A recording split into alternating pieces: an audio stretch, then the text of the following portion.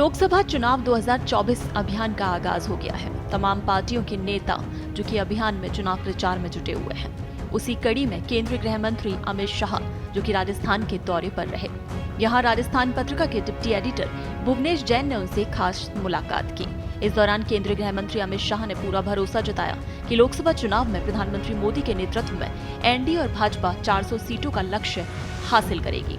साथ ही दिल्ली के सीएम अरविंद केजरीवाल की गिरफ्तारी और उनके पद से इस्तीफे के सवाल पर भी पहली बार प्रतिक्रिया में शाह खुलकर बोले। पत्रिका के डिप्टी एडिटर भुवनेश जैन ने सवाल किया, अरविंद केजरीवाल जेल से सरकारी ऑर्डर दे रहे हैं। शराब घोटाले जैसे गंभीर आरोप के बाद भी वो मुख्यमंत्री बने हुए हैं। क्या जेल से सरकार चलाना वाकई मुमकिन है? इस पर केंद्रीय गृह मंत्री शाह ने जवाब दिया, ये संवैधानिक मामला नहीं है, ये नैतिकता का मामला है। व्यक्ति को खुद ही ये तय करना है कि ये उचित है या नहीं। संविधान में इस प्रकार का ग्रे एरिया रहा है क्योंकि संविधान निर्माताओं ने ऐसी स्थिति की कल्पना ही नहीं की होगी कि जेल में जाने का वक्त आए तो भी कोई इस्तीफा नहीं देगा। जो लोग समाज सेवा के लिए राजनीति से जुड़ने का दावा करते थे, इनकी राजनीति कहां तक पहुंची है कि वो अपनी पार्टी के किसी साथी पर भरोसा नहीं कर रहे हैं। इस्तीफा देकर और कोई मुख्यमंत्री बनेगा तो क्या हो जाएगा? ढेर सारे कार्यकर्ता होते हैं इतनी बड़ी पार्टी में, मगर किसी पर भरोसा ही नहीं है।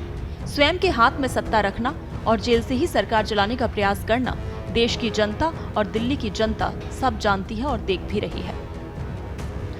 दूसरा सवाल किया गया कि विपक्ष का आरोप ये भी है कि एक तरफ आप ईडी सीबीआई के जरिए विपक्ष के नेताओं पर कार्रवाई कर रहे हैं, दूसरी तरफ सीबीआई और ईडी जैसी संस्था बीजेपी के साथ जाने वाले नेताओं को क्लीन चिट दे रही है। इस पर आप क्या कहेंगे? शाह ने जवाब दिया, एक सेकंड के लिए इनके आरोपों को अगर सच मान लीजिए। अगर बीजेपी के लोगों में भ्रष्टाचार है तो पीआईएल करने से कौन रोक रहा है? जब उनका शासन था तो हमने विपक्ष की भूमिका निभाते हुए 12 लाख करोड़ रुपए के घपले घोटाले उजागर किए थे।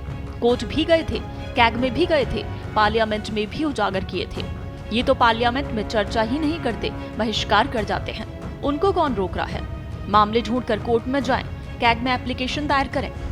सच ये है कि मोदी जी ने 12 लाख करोड़ रुपए के घपले घोटाले करने वाली कांग्रेस पार्टी को 10 साल में उंगली उठाने का मौका नहीं दिया है। एक व्यक्ति 24 साल तक मुख्यमंत्री और प्रधानमंत्री रहता है और उस पर 10 पैसे का आरोप विपक्ष नहीं लगा पाया।